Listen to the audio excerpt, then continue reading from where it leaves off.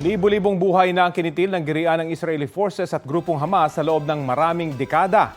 Ang ugat nito, agawan sa lupa na nagsimula bago pa mabuo ang State of Israel noong 1948. Britanya ang may hawak sa rehiyon na kung tawagin ay Palestine. Dahil sa pag-uusig ng mga Nazi noong 1930s, dumami ang mga Jew na lumikas patungo sa pinaniniwalaan nilang Promised Land. Noong 1947, itinurnover ng Britanya ang problema sa Palestine sa nooy kabubuo lang na United Nations. Ang mungkahin ng UN, hatiin sa dalawang independent na state ang Palestine, isa para sa mga Arab at isa para sa mga Jew.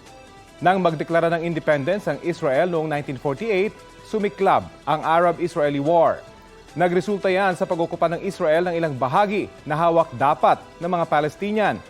Nauwi yan sa tinatawag ng mga Palestinian na Nakba o catastrophe dahil sa pagkawala ng kanilang mga tirahan.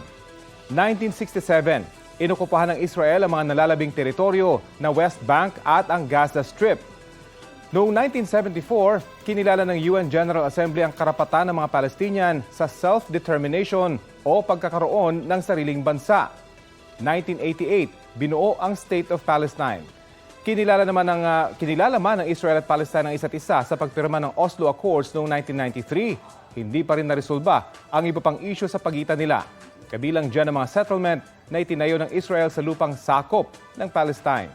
Dahilan para patuloy pa rin ang madugong karahasan. 2007 nang makontrol ang Gaza Strip ng grupong Hamas na tutol sa Oslo Accords at hindi kinikilala ang State of Israel. Mula nang makontrol ng Hamas ang Gaza Strip, nagpatupad ng blockade ang Israel sa Gaza.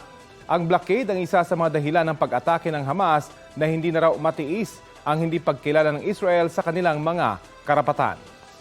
Balita ko, may tututukan kayo tuwing 11 a.m. sa GTV. Alamin ang mahalagang balita at impormasyong dapat nyong malaman sa Balita Ko tuwing Lunes hanggang Biyernes. Mag-subscribe din sa GMA Integrated News sa YouTube.